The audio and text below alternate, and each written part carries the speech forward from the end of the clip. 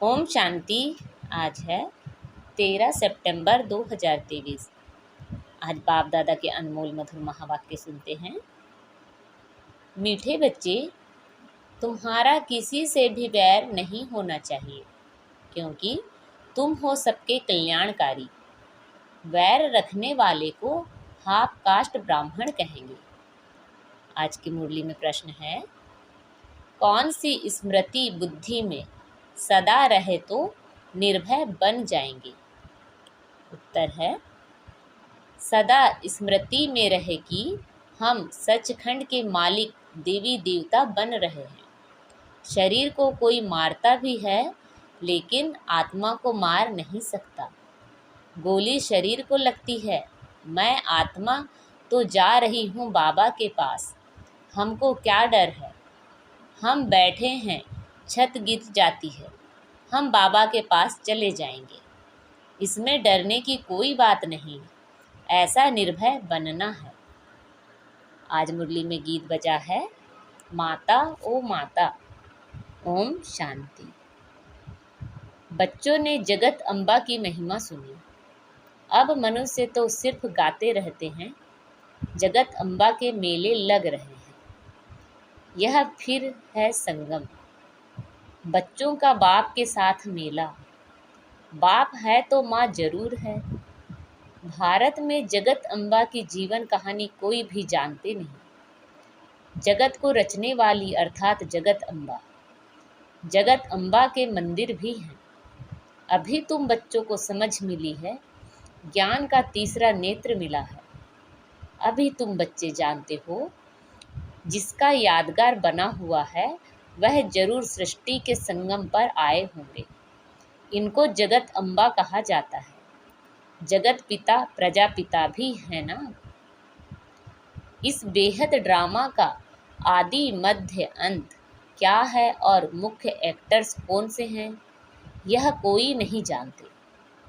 Hero heroine भी actors होते हैं ना। सिर्फ दो नहीं होंगे, जरूर उनकी सेना होगी। जगत अम्बा की भी सेना होगी। उनको शक्तियाँ भी कहा जाता है। शक्ति सेना नामी ग्रामी है। शक्ति कहाँ से आई? जरूर सर्वशक्तिमान परमपिता परमात्मा से ही शक्ति ली होगी।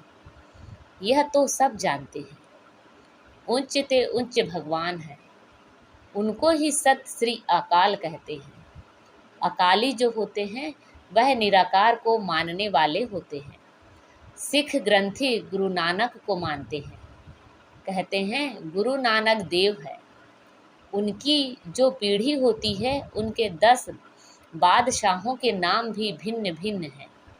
कोई का सिंह, कोई का दास, कोई का चंद्र भी नाम होगा। सबके नाम भिन्न भिन्न हैं। और अकाली जो है वह अकाल मूर्त को मानते हैं। सत श्री अकाल, यह किसकी महिमा की? परम पिता परमात्मा की। तो सिद्ध करते हैं सत सिर्फ एक श्री श्री अकाल मूर्त परमात्मा ही है। तुम कह सकते हो सत श्री अकाल, तुम उनको जानते हो। वह सिर्फ अक्षर कह देते, अर्थ कुछ भी नहीं जानते। तुम तो जानते हो सत श्री अकाल को, उनकी बायोग्राफी को भी तुम जानते हो। विचार सागर मंथन भी तुम बच्चों को करना है। बाप तो ज्ञान का सागर है, उनसे कलश माताओं को दिया है। यह है बड़ी मम्मा और फिर तुम अनेक माताएं हो। जगत अम्बा की अनेक बच्चियां और बच्चे हैं। यह जगत अम्बा है, फिर पिता भी जरूर है। तुम जानते हो यह जगत अम्बा कौन है, किसकी बच्ची है? है तो मनुष्य, 8-10 भुजाएं भी नहीं हैं। इतनी भुजाएं क्यों दी है, यह किसी को पता नहीं। तो उच्च ते उच्च वह सत परमात्मा है। तुम बच्चों को समझाया गया है। परम पिता परमात्मा, जिसको हम रूप बसंत कहते हैं। रूप भी है और फिर बसंत ज्ञान सागर है। इतना छोटा सा स्टार वह ज्ञान सागर है। वंडर है ना। बच्चों को समझाया है।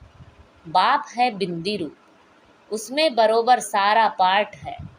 भक्ति मार्ग में भक्तों की भावना पूरी करते हैं। यह सारी ड्रामा में नूंद है।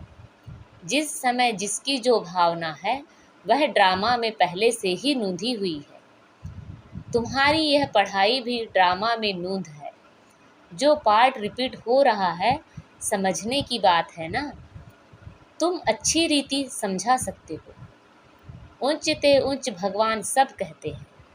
वह है निराकार, निर्भय, निर्वैर। उनका कोई के साथ वैर नहीं है। तुम्हारा भी कोई के साथ वैर नहीं है। तुम सबके कल्याणकारी हो। अगर किसी का वैर है तो उनको हाफ कास्ट कहेंगे, आधा शूद्र आधा ब्राह्मण। यह विकारों की खाद कंप्लीट निकल जाएगी तब सच्चा ब्राह्मण कहेंगे। अभी तो आधा आधा है। कल युगी तमो प्रधान संस्कार भरे हुए हैं, वह निकलने हैं। अभी तुमको ना देवता ना शूद्र बीच का ब्राह्मण कहेंगे, वह भी संपूर्ण नहीं बने हो। जगत अम्बा को देवता नहीं कहेंगे। जगत अम्बा जब संपूर्ण बन जाती है उसके बाद देवता बनती है। अभी ब्राह्मण है। ब्रह्मा की बेटी सरस्वती है, परंतु यह कोई नहीं जानते ब्रह्मा कब आया। जो मुख वंशावली रचना रची उसको ही शिव शक्ति सेना कहा जाता है। तो तुम जानते हो वह उच्च ते उच्च बाप परम पिता परम धाम में रहने वाले हैं।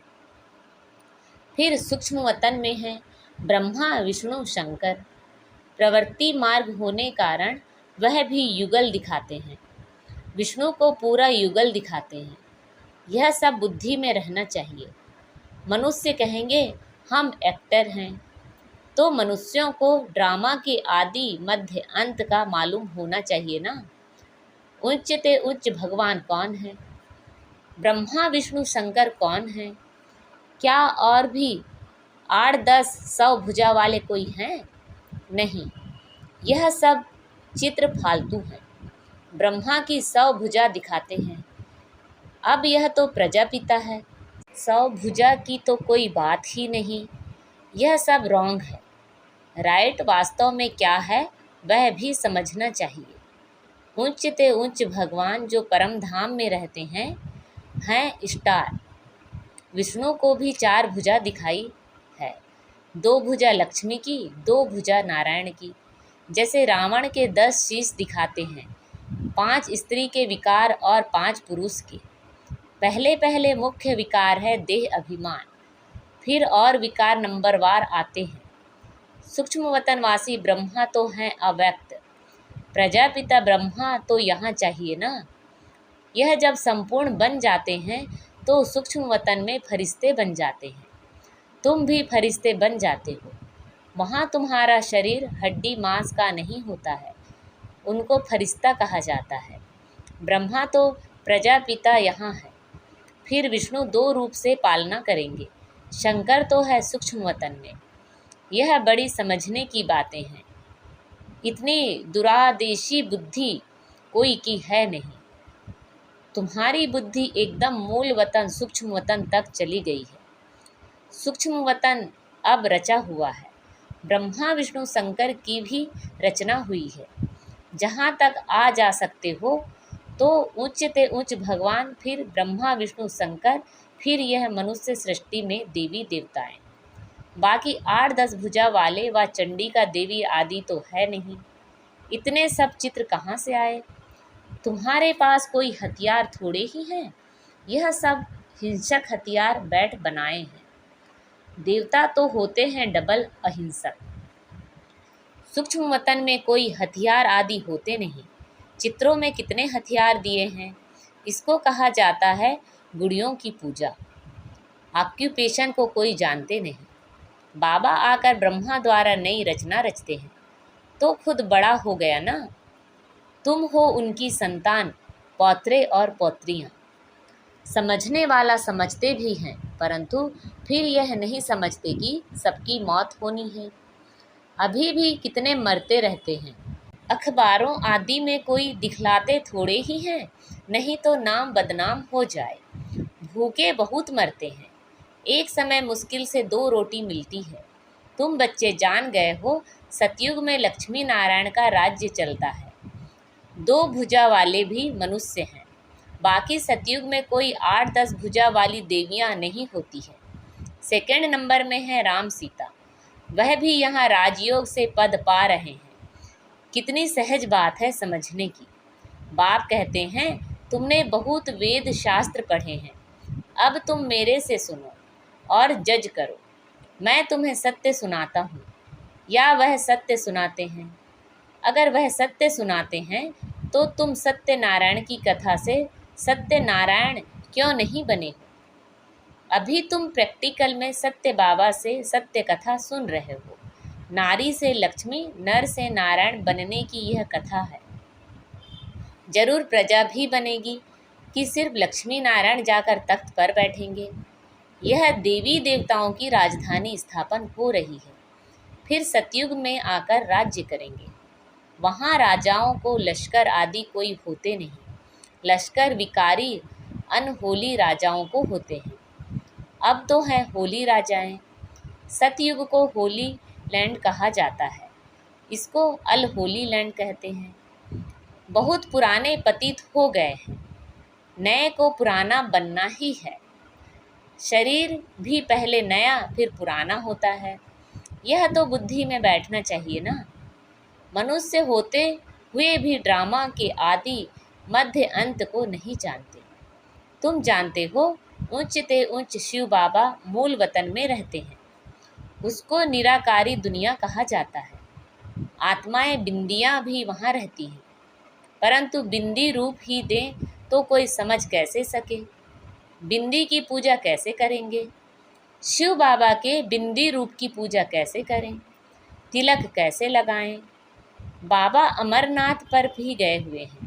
बाबा सारा देखकर आए थे कि कैसे शिवलिंग बनाते हैं। कहते हैं वहाँ पार्वती को शंकर के ने कथा सुनाई।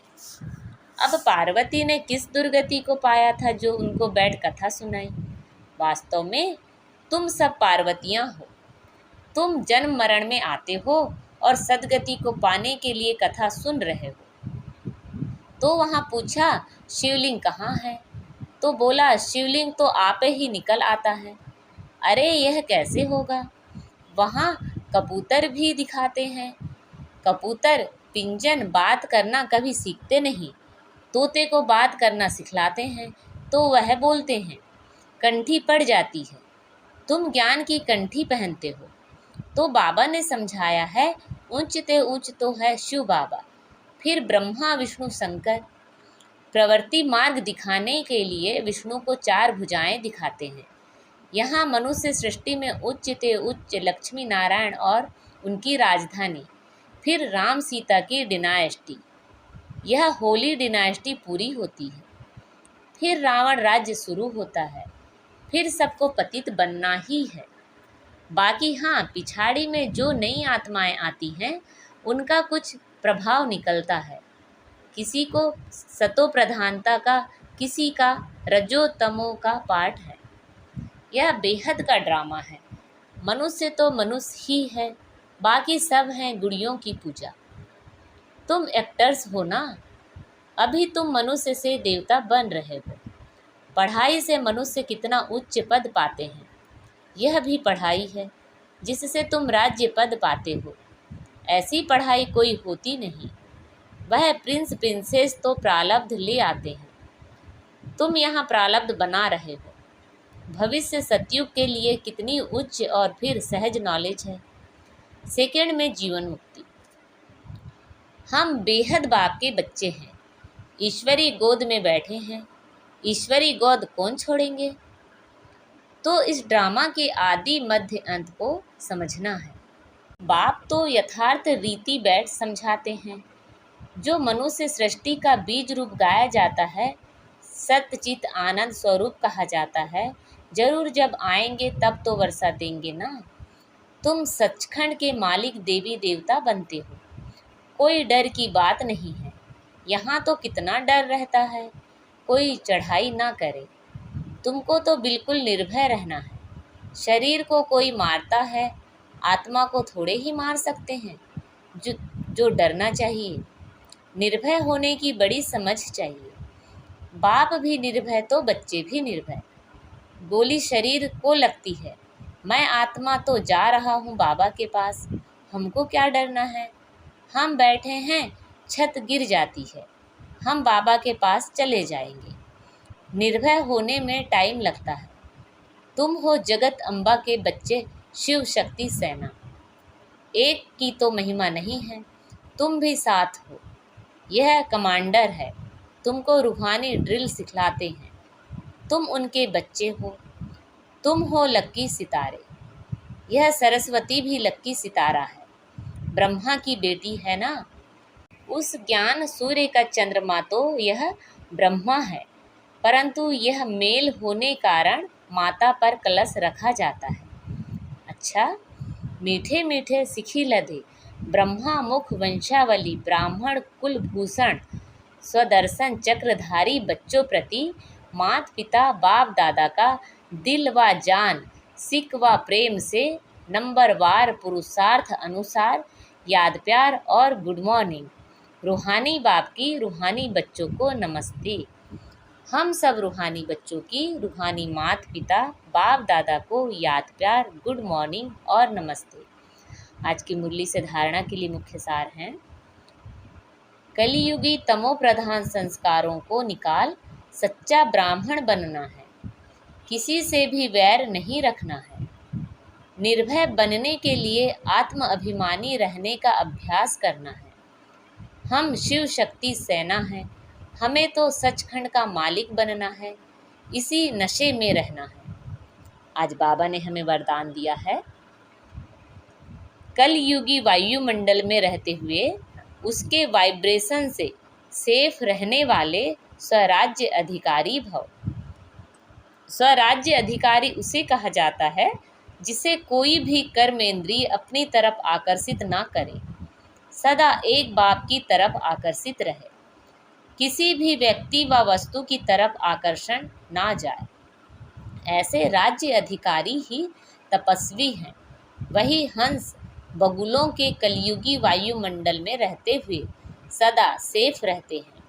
जरा भी दुनिया के वाइब्रेशन उन्हें आकर्षित नहीं करते। यह कंप्लेन समाप्त हो जाती है। आज का स्लोगन है, बुरे को अच्छे में बदल देना ही उच्च ब्राह्मणों की श्रेष्ठ शक्ति है। बुरे को अच्छे में बदल देना ही उच्च ब्राह्मणों की श्रेष्ठ शक्ति है। अच्छा, ओम शांति।